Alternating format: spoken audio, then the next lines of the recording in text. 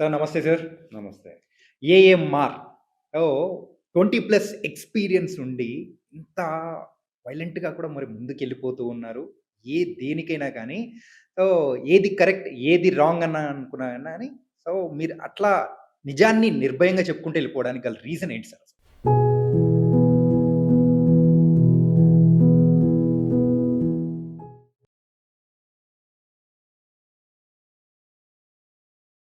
Confidence అని చెప్పొచ్చు first. ఇక్కడ ధైర్యం కంటే కూడా కాన్ఫిడెన్స్ ఇంపార్టెంట్. హ్మ్. కాన్ఫిడెన్స్ ఎందుకొస్తది? ఎట్లా వస్తదంటే గనక నేను పడ్డ నాకొచ్చిన ఎక్స్‌పీరియన్సెస్ గానివ్వండి, నేను చూసిన ప్రాబ్లమ్స్ గానివ్వండి, నా అబ్జర్వేషన్ గానివ్వండి, సో, నా సిస్టమ్ పైనటువంటి నమ్మకం గానివ్వండి, that is the main confidence. హ్మ్. నేను మాట్లాడే మాటలు నా మనసులో నుంచి వచ్చే మాటలే గానీ, ఒకరిని ఇబ్బంది పెట్టాలా, లేకపోతే ఒక సిస్టమ్ గురించి చెప్పాలనేటువంటి కాన్సెప్ట్ కానీ, I'm not against of any person, any system. Okay. అసలు ఏఎంఆర్ అంటే ఏంటి సార్? మా ఫ్రెండ్స్ అంటారు హ్మ్. Alternative medical resource. ఇదేదో బావుంది sir. Alternative medical resource. Yes. మరి ఇప్పుడు నడుస్తూ ఉన్న వ్యవస్థలో, ఈ వైద్యంలో మరి దీనికంటూ ఆల్టర్‌నేటివ్ ఏదైనా ఉందా? అసలు ఇప్పుడున్నటువంటి మెడికల్ సిస్టమ్ ఏదైతే ఉందో, హ్మ్. మనం కంపల్సరీ రిసర్చ్ చేసుకోవాలి.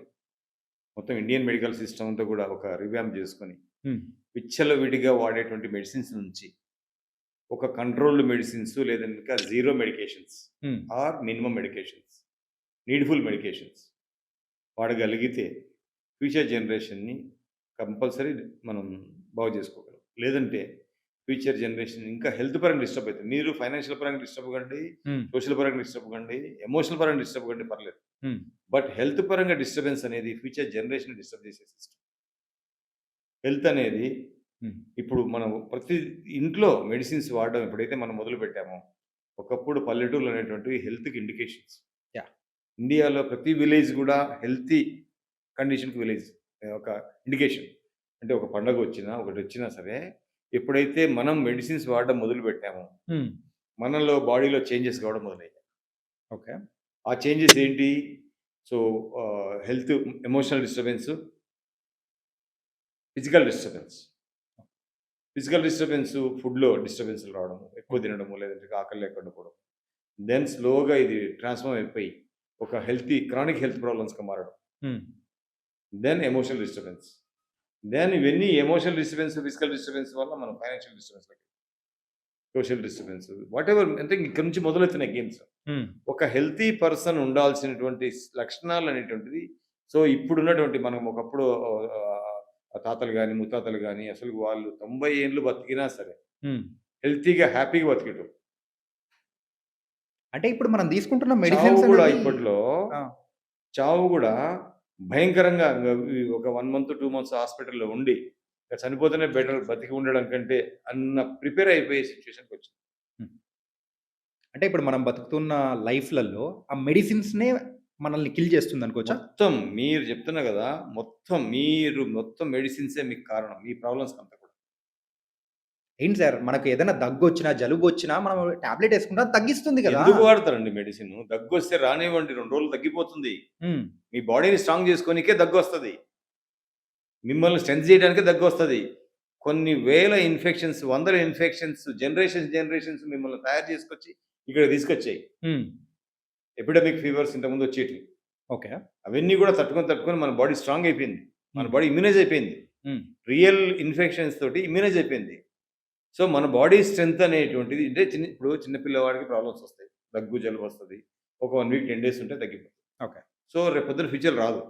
నేను చూస్తాను వేరే కంట్రీస్ పిల్లలను గూడా హ్మ్. చిన్నప్పటి నుంచి ఇంతవరకు యాంటీబయాటిక్ వాడకుండా పిల్లలు ఎంత పర్ఫెక్ట్‌గా, ఎంత కంట్రోల్డ్‌గా, ఎంత హెల్తీగా వాళ్ళ ఆలోచన విధానం కూడా థాట్ ప్రాసెస్ కూడా చేంజ్ అయింది.